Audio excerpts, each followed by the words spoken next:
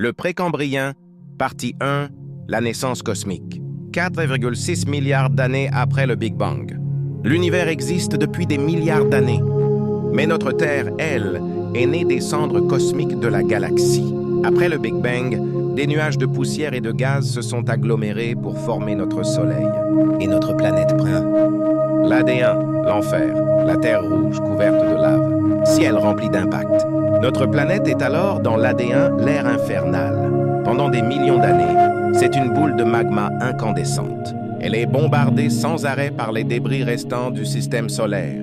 C'est un chaos sans précédent, la formation de la Lune, notre ange gardien, collision de Theia et de la formation de la Lune. Un événement majeur survient, l'impact géant qui crée la Lune. Notre satellite stabilise l'axe de la Terre et permet, par un lent refroidissement, à la vapeur d'eau massive de se condenser et de former les premiers océans, acides, premiers continents. 4 à 2,5 G. Visuel, croûte terrestre sombre, eau, changement de couleur de l'eau. Nous entrons dans l'Archéen.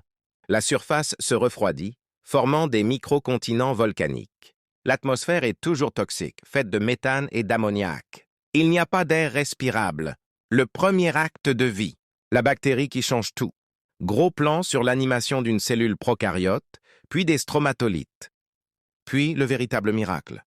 Il y a 3,5 milliards d'années, la vie microscopique émerge dans les océans. Ces premières bactéries, les stromatolites, sont les architectes silencieux du monde que nous connaissons. Elles vont passer des milliards d'années à accomplir le travail le plus important de l'histoire de la Terre. À suivre, ne manquez pas la grande oxydation.